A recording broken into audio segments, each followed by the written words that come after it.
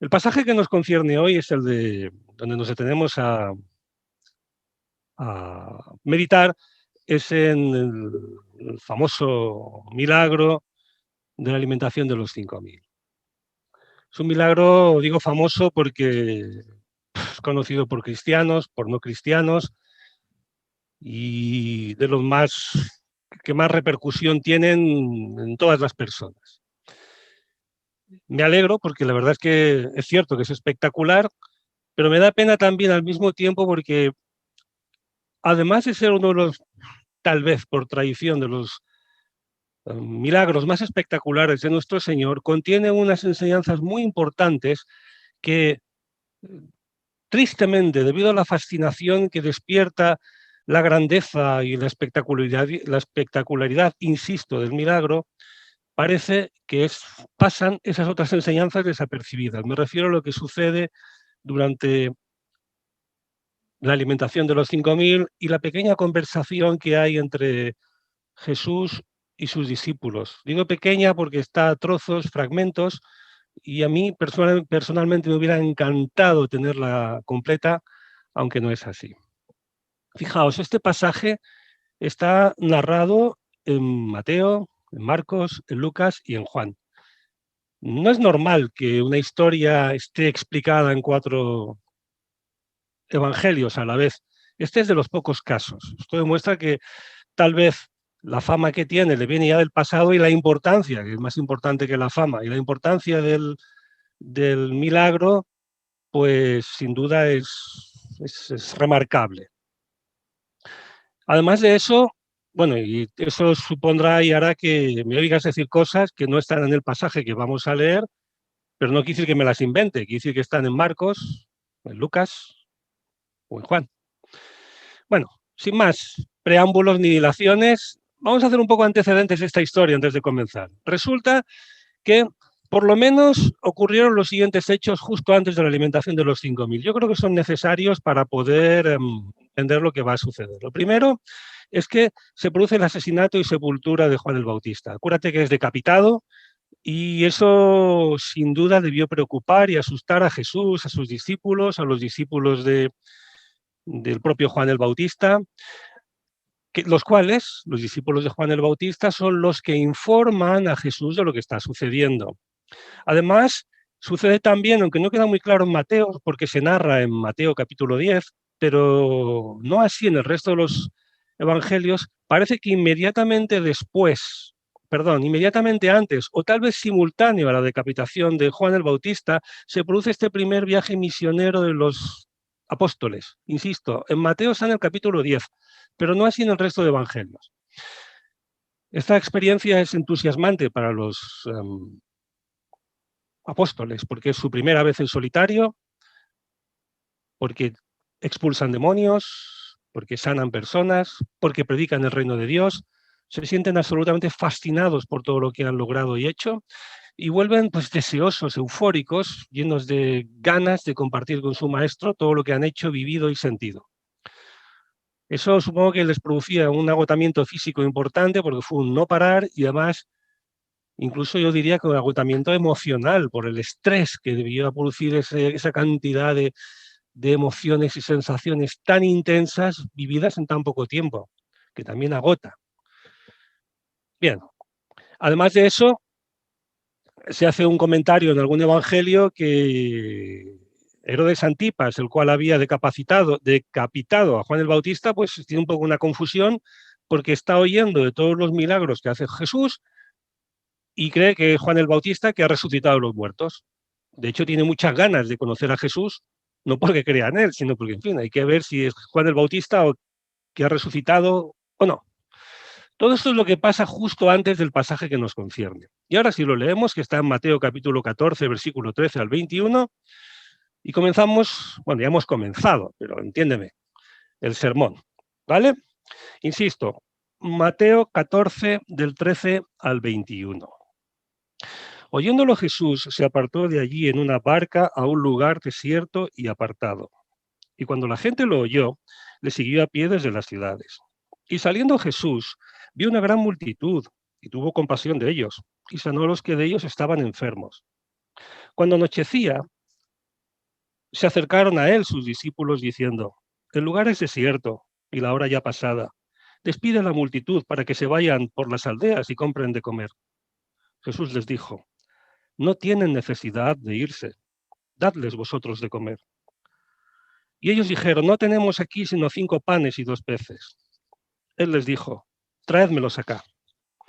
Entonces mandó a la gente recostarse sobre la hierba, y tomando los 5 panes y los 2 peces, y levantando los ojos al cielo, bendijo y partió, y dio los panes a los discípulos y los discípulos a la multitud.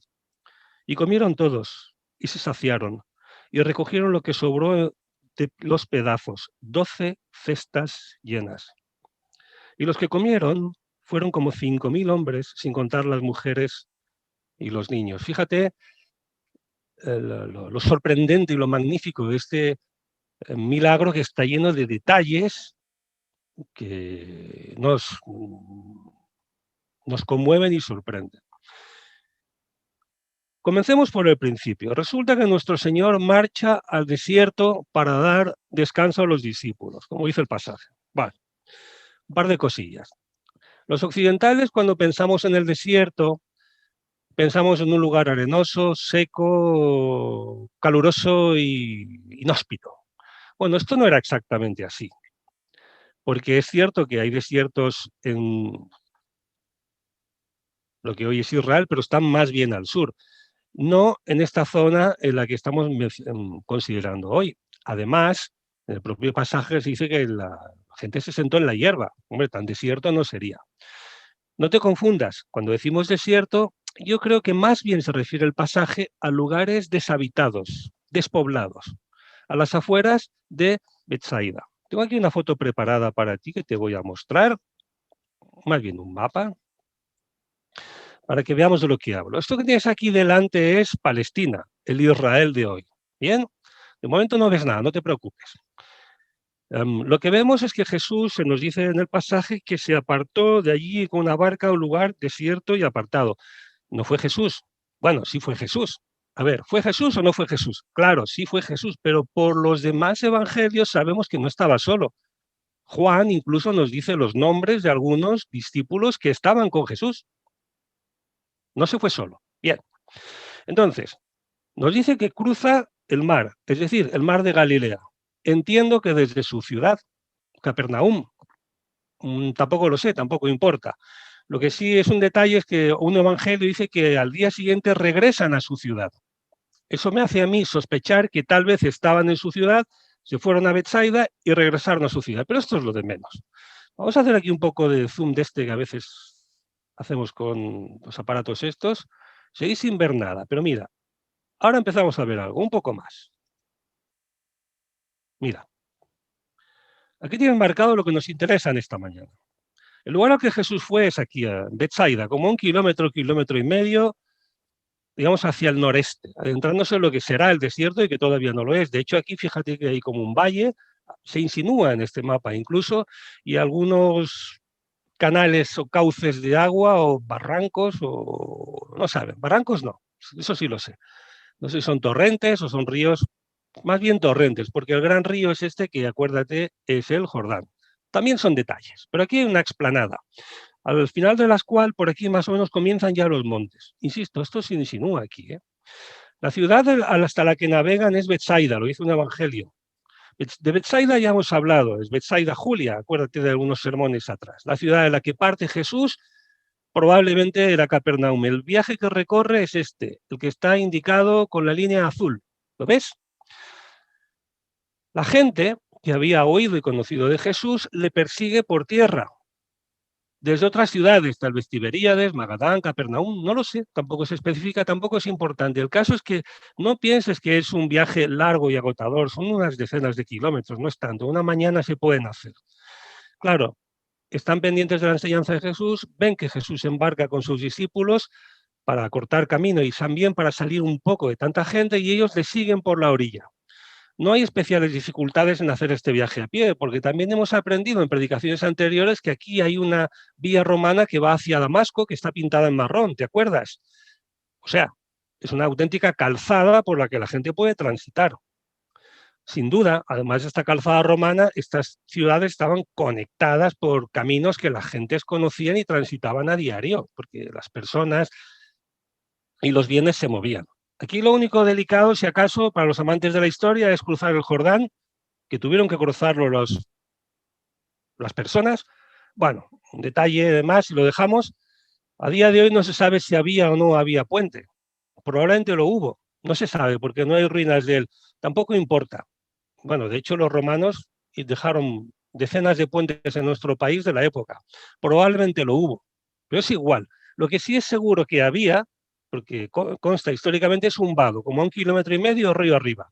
Vamos, que se podía cruzar a pie el río tranquilamente. Bien, y aquí lo dejamos, ya no hay más que comentar. Las personas siguen a Jesús por el tierra firme, mientras él ya ha llegado y está en lo alto de una montaña con sus discípulos. Esta es la situación que tenemos. Y estando en este lugar solitario y desolado,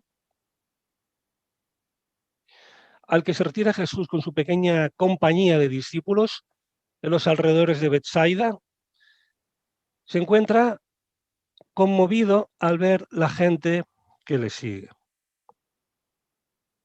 Vamos a insistir en este asunto.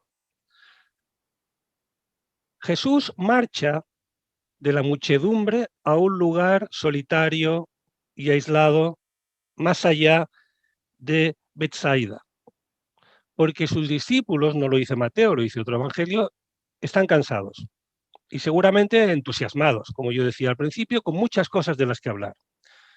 Yo creo que el propio Jesús también está cansado, porque, como dice el propio pasaje, oyéndolo Jesús, no sé muy bien qué es lo que oyó Jesús. ¿Qué oyó? La mala noticia de que Juan el Bautista había sido decapitado y que le trajeron sus propios discípulos, oyendo Jesús que Herodes quería conocerle porque pensaba que era Juan el Bautista, y seguro que no quería conocerle por nada bueno, porque todo el mundo sabía la antipatía que sentía desde muy antiguo Herodes contra Juan el Bautista. O había oído, por el contrario, lo que los discípulos contaban de esta experiencia, digamos, misionera primera que tuvieron en solitario. Tampoco importa, pero por una, por la otra o tal vez por las tres razones se marchan a estar solos. Jesús ha tenido encontronazos muy graves, tú lo sabes, con personas sabias, reputadas, me estoy refiriendo a fariseos y a escribas, que emocionalmente cansan, a veces le han querido pegar y hacerle muchísimo daño. Yo honestamente creo que Jesús quiso un poco salir de todo este ambiente tenso por este cúmulo de circunstancias. Y además hay un detalle. En aquellos tiempos Palestina estaba dividida en dos justo por el Jordán que hacía de frontera. Desde el Jordán hacia el Mediterráneo era, digamos, el reino de Herodes, desde Antipas. Desde el Jordán hacia el este era el reino de su hermanastro, Felipe.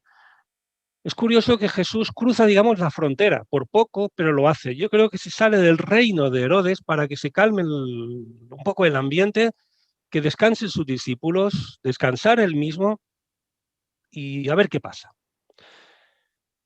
Con esta idea en mente parten todos. Insisto que estoy añadiendo cosas que no describe la palabra, que yo honestamente creo, pero no tengo pruebas de todas ellas. Con esta idea parten, digo, llegan a Betsaida,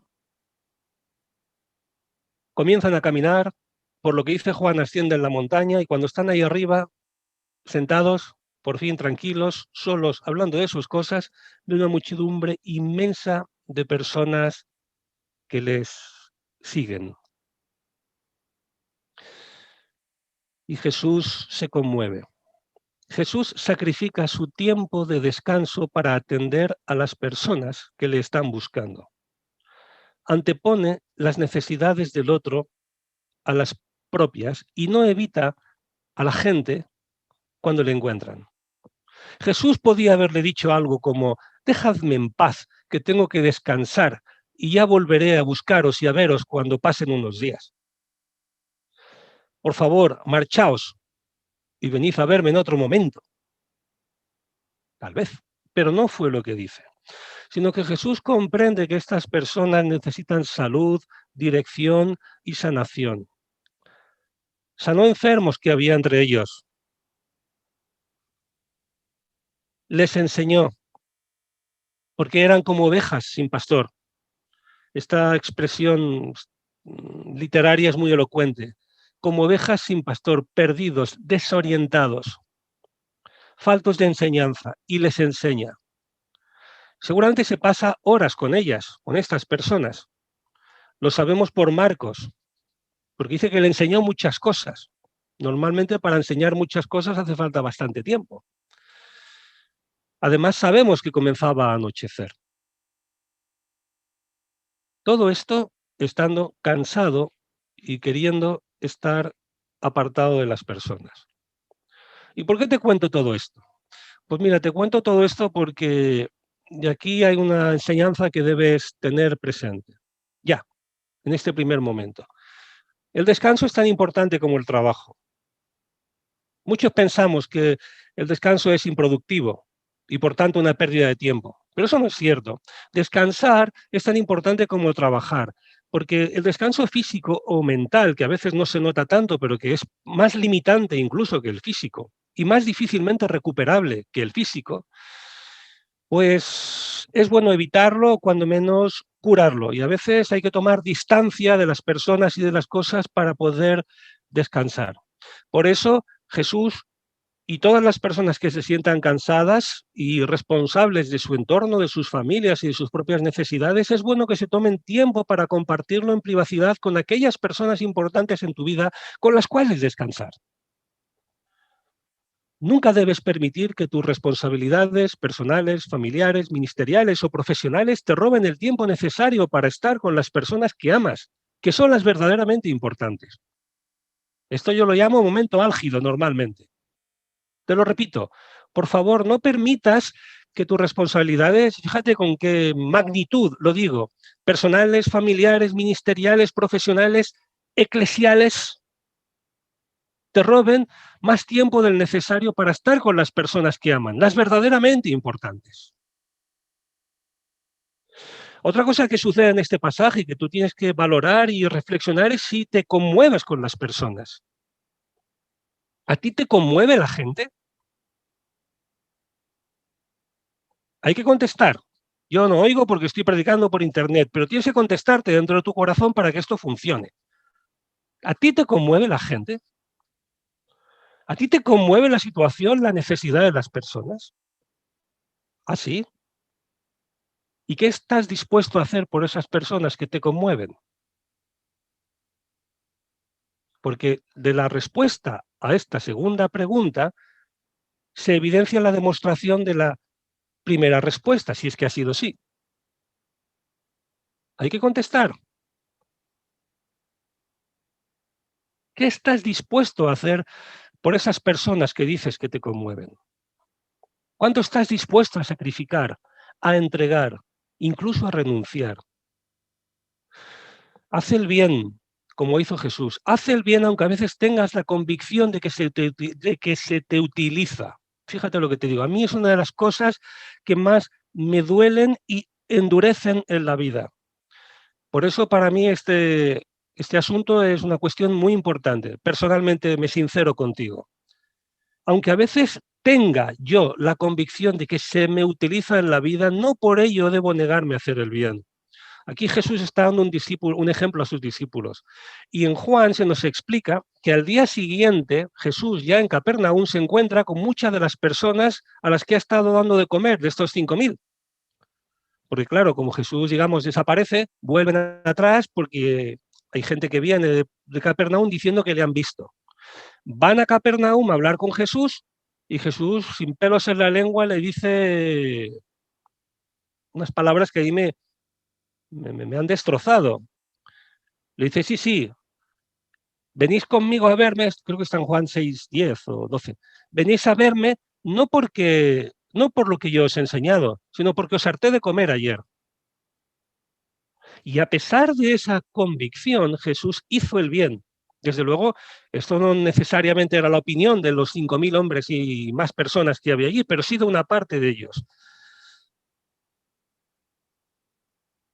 Haz el bien, aunque a veces tengas la convicción de que se utiliza. Y sé sensible a las personas, a sus necesidades. Procura guardar un equilibrio en tu vida. Es cierto que es necesario, como yo decía al principio, un tiempo personal de descanso, de retraimiento y de aislamiento de las responsabilidades y tal vez otras personas. Es cierto, pero sin perder la sensibilidad por los demás, guardando un equilibrio personal entre lo propio y lo social, entre lo mío y lo de los demás. Porque si solo lo importante es mi descanso, mi bienestar, mi necesidad, mi tranquilidad, me y conmigo, al final, a ver si estoy ocultando una forma de egoísmo. Si el extremo es el otro, me doy a los demás, me doy a los demás, puedo caer en el problema de desatender las personas que me necesitan, que son mi primera responsabilidad, en mi caso, mi familia y algunas otras más personas cercanas a mi entorno. Y eso tampoco es bueno, ni deseable, ni admirable en un cristiano. El arte está en el equilibrio, aquí también, sin caer en un extremo y sin caer en el otro. Y con esta visión, Jesús da de comer a 5.000 familias. Digo familias porque son 5.000 hombres. Además había mujeres y niños. Entiendo que si no todos, muchas de estas 5.000 eran familias.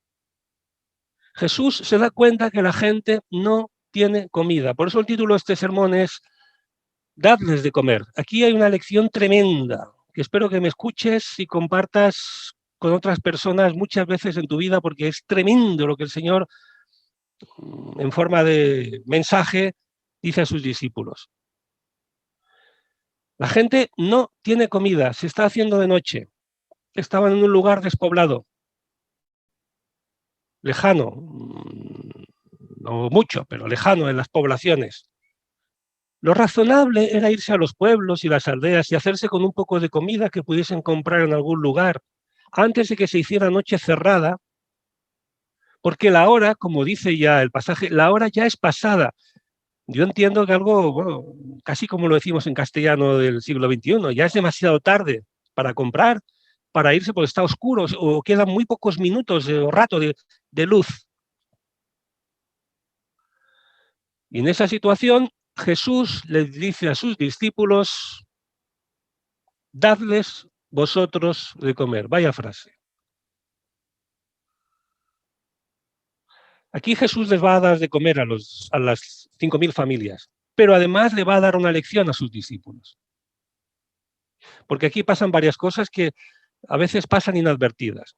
Hay uno de los discípulos que le dice, 200 denarios no bastarían para darles de comer a estas personas. Para que nos entendamos, para un mileurista estamos hablando de 10.000 euros de hoy día. Con 10.000 euros no daríamos de comer a estas personas, lo cual es cierto, el trabajo de 10 meses. Pero Jesús hace este milagro de alimentación a 5.000 familias casi sin que nadie se dé cuenta. Por eso al final se nos explica que el milagro ha sucedido. Es fascinante porque resulta que con muy poca comida, 5 panes y 2 peces, comen 5.000 familias y al final sobra más de lo que había al principio después de haber comido hasta hartarse.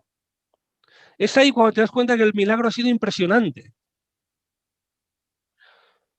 Hay 5 panes y 2 peces que son de un adolescente.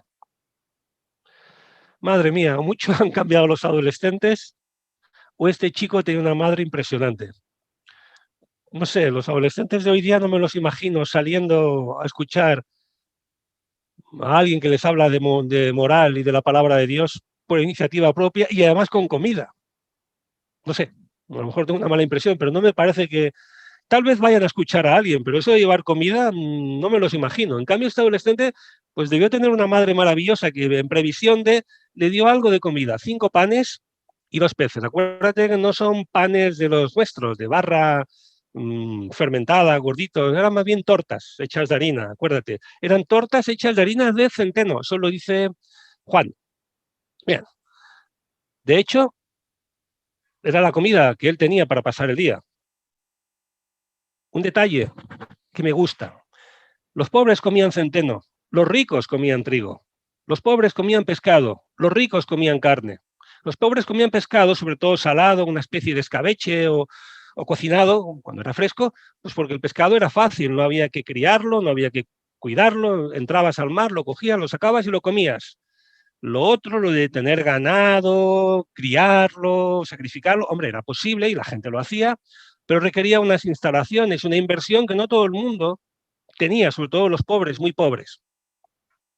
Este joven no era rico. Te cuento esto no por nada, sino por este hecho, porque yo estoy convencido que este joven no era rico. Todo lo contrario. Este joven era de condición humilde. Tenía seguramente unas humildes tortas de pan con las que pasar el día. Y nada más. ¿Y por qué te cuento esta historia? O estos detalles. Pues mira, este joven a mí y a ti nos enseña que Dios puede hacer grandes cosas a través de ti, solo si tú estuvieses dispuesto a dejarte utilizar. Este chico dio todo lo que tenía y se quedó sin nada para colaborar con Jesús. Cuidado, no caigas en el engaño fácil de decir, no se quedó sin nada porque comió. Es verdad que comió. Pero este chico, cuando entregó su comida, no sabía que iba a comer. La perdió y se quedó sin nada. Este chico nos enseña, además de que Dios puede hacer grandes cosas a través de ti, si estuvieses dispuesto a dejar que Dios las hiciese, te enseña que Dios no fuerza a nadie para trabajar para él y con él. El chico entregó sus peces porque quiso, colaboró con Jesús porque quiso. Si no hubiera querido, no entregar los peces, eran suyos. Se podría haber negado y decir, esta es mi comida para el día de hoy, no la voy a compartir. Pero no lo hizo.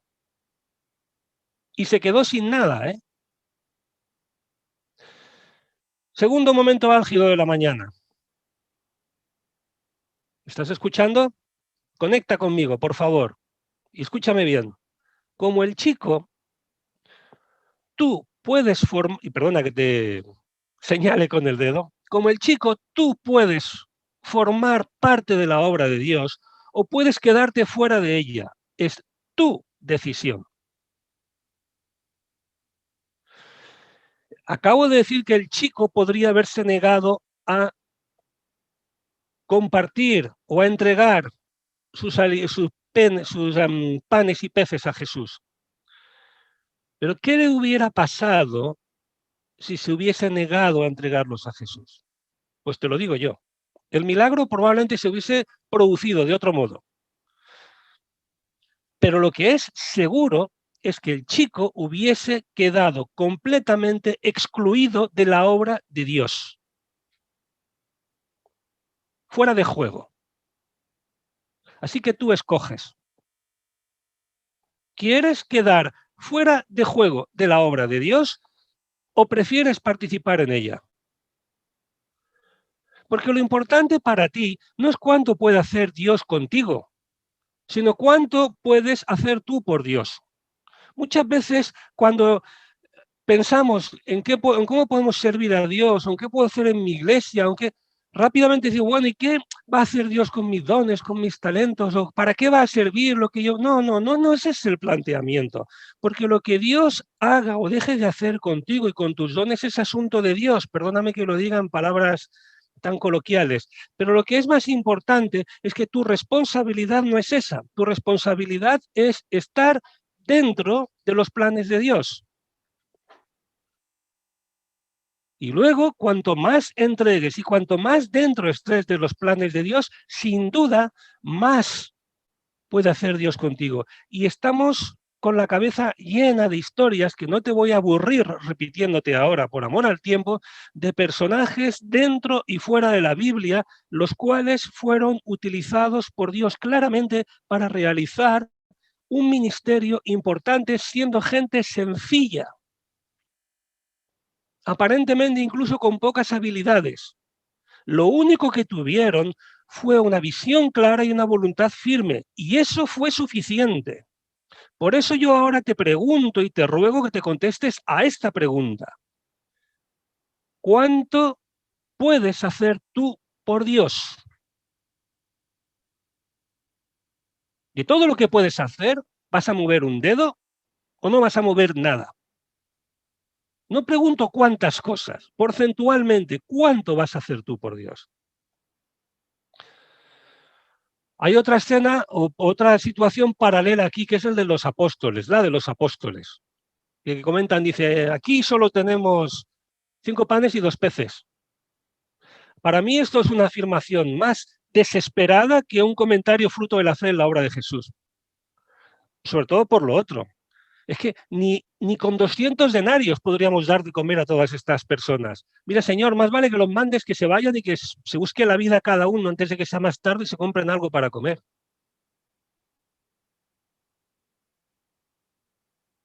Esta es la situación. Lo que pasa es que todos comieron y se saciaron.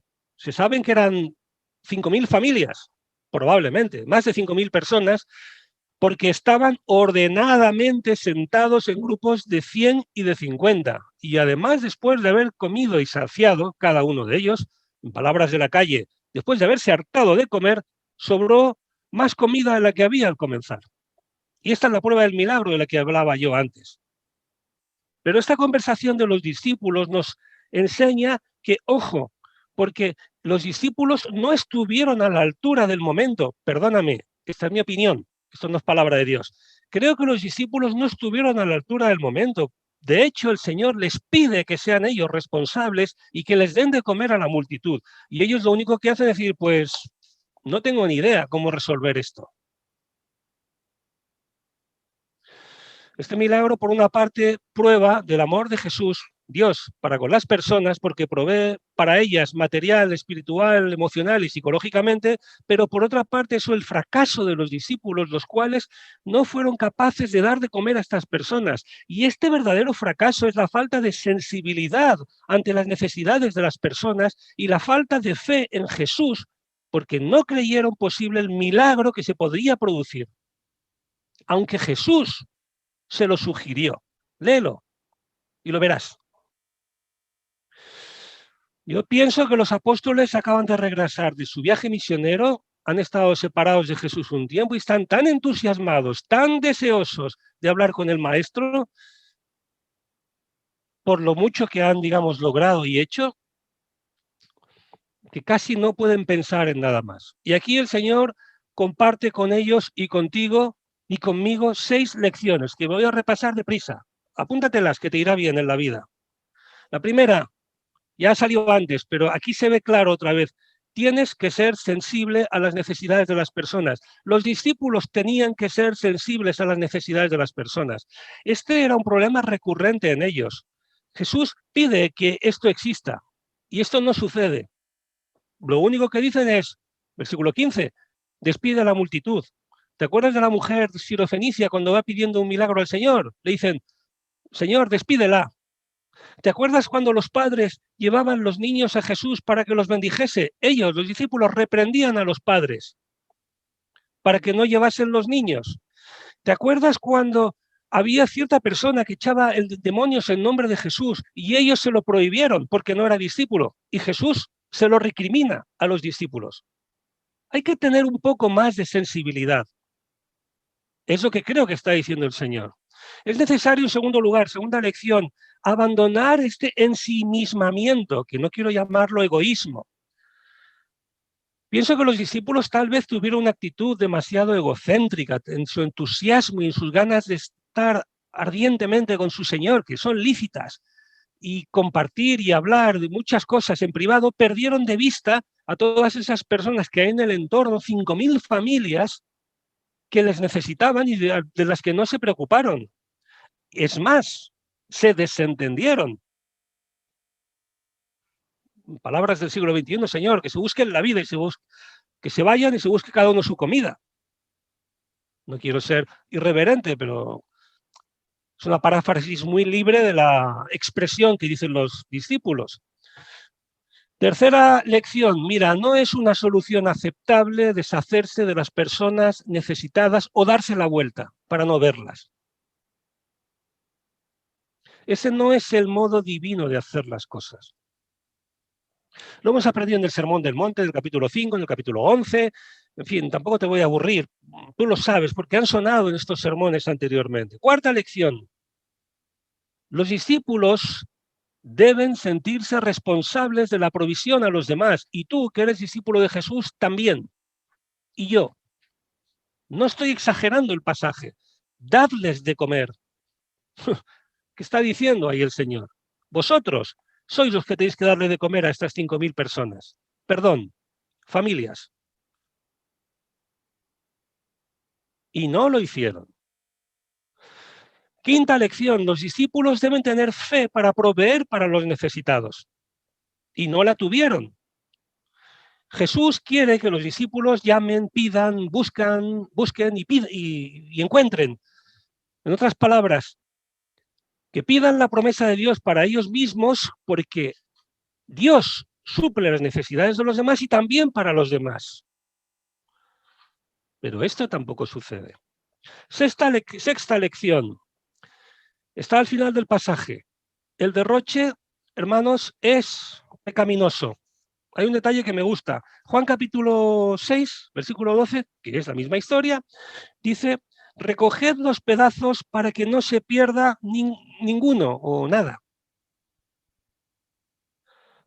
Resulta que todos han comido de gratis, se han hartado, pero no por eso hay que tirar la comida y malgastarla. Al contrario, el que eso haya sido gratis no significa que no tenga valor, porque el derroche es pecaminoso. Hay que administrarlo bien. Y yo creo que ese es un principio importante que todos debemos, sobre todo en esta sociedad materialista y consumista, que el secreto es consumir, consumir, consumir, tenemos que mencionar y practicar más en nuestras iglesias. Ese pan se puede comer al día siguiente, tal vez, y el pescado se puede asar. Además, estas personas sabían maneras de preservar un poco el pescado algunos días sin necesidad de frigoríficos. No se debe derrochar.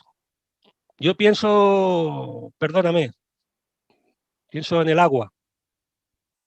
El agua que tienes en tu casa la pagas, pero pagar por el agua de tu casa no te da derecho a gastarla y malgastarla como se te antoje. Ojo, eso no está en la Biblia, en mi opinión, ¿eh? Es una aplicación de este principio, del derroche. Que yo pueda pagar mi agua no quiere decir que la pueda malgastar, porque el agua es un bien escaso. No hay toda el agua que queramos, ni siquiera en España. Y hemos pasado temporadas apuradas en este país porque no había toda el agua que teníamos, ¿te acuerdas? En algunos lugares se restringía el uso y ya solo había agua a ciertas horas del día. En algunos momentos se habló de traer agua de Francia desde el río Ródano, en fin, trasvases, embalses. Hay que utilizar las cosas con cordura, hay que ser, no escatimar, no ser tacaño, pero sí buen administrador.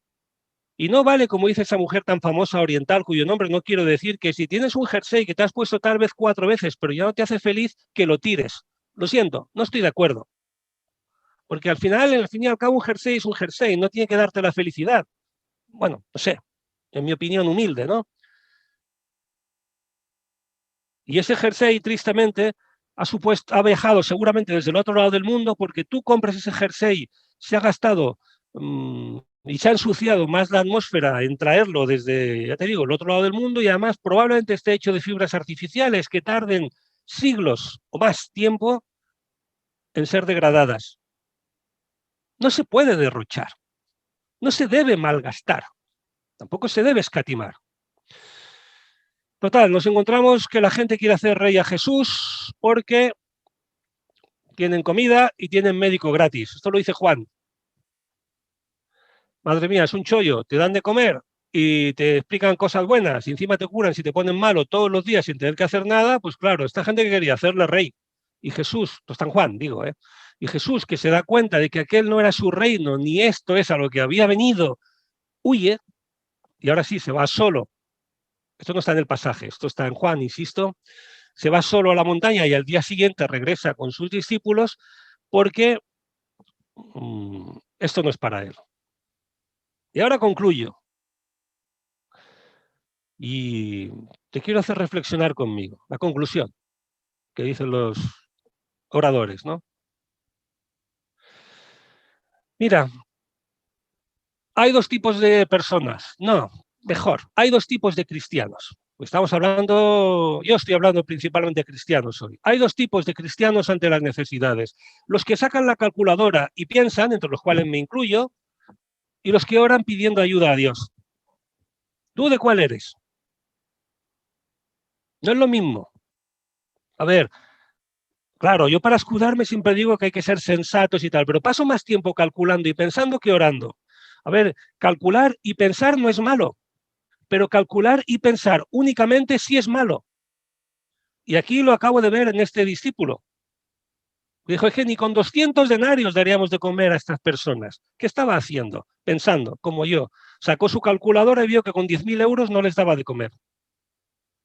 Le faltó la fe para pedir ayuda a Dios y solventar este problema. Otra vez te lo pregunto, ¿tú de cuáles eres? ¿Como yo, de los de la calculadora que piensan o de los que oran y piden ayuda a Dios? Hombre, el ideal, sí, sí, sin duda, saca la calculadora, piensa y pide ayuda a Dios.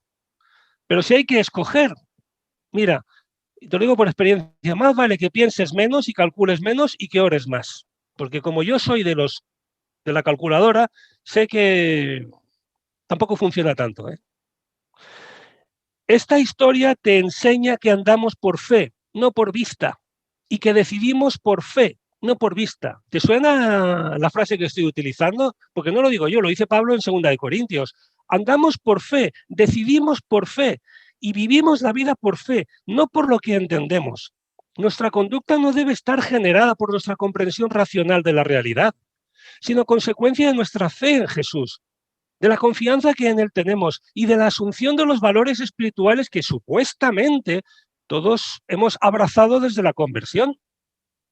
Y no estoy diciendo que cometas disparates y que dejes de pensar. Yo, quien me conozca y quien me oye hablar, sabe que no soy así.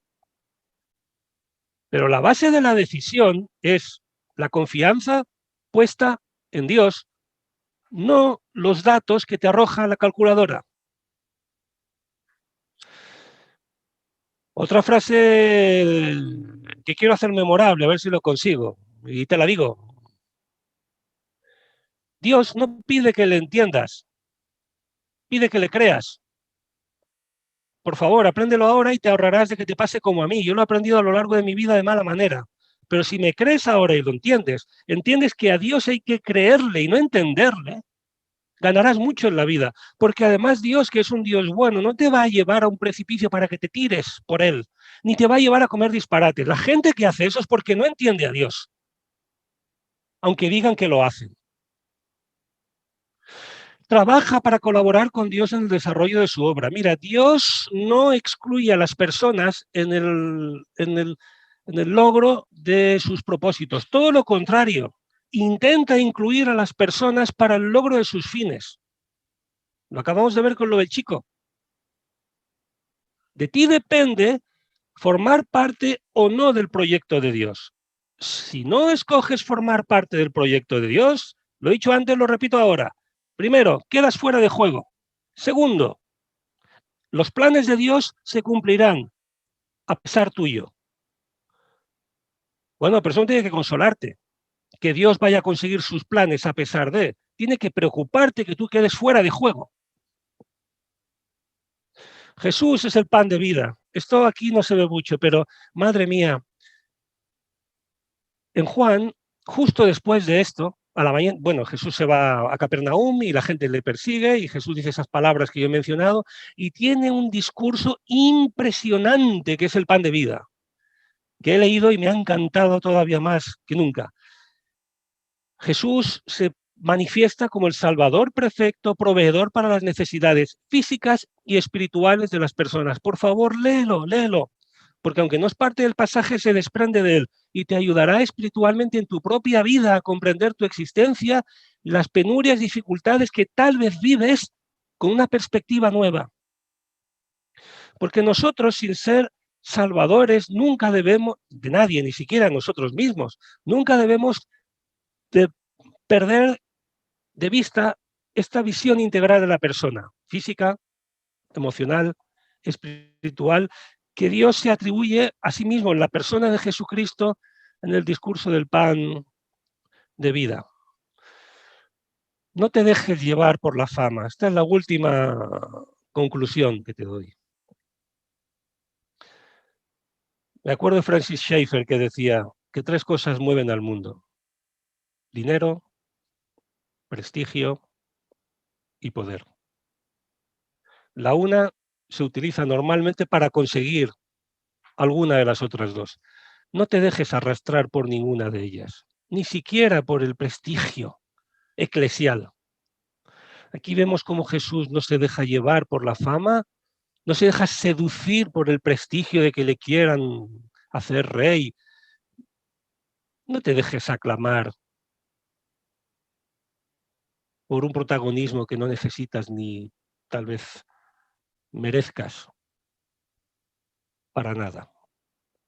Porque al final en la fama, en la búsqueda del prestigio suelen ocultarse antes o después, si no tienes cuidado con ellos, pecados. También hemos visto y conocemos las historias de personas contemporáneas que sirvieron mucho a Dios, que fueron muy útiles en el ministerio.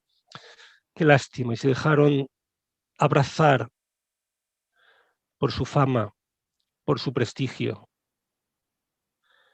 Y dentro había un nido de orgullo y en algunos casos ocurrieron historias muy tristes que seguro que tú conoces de alguno de ellos.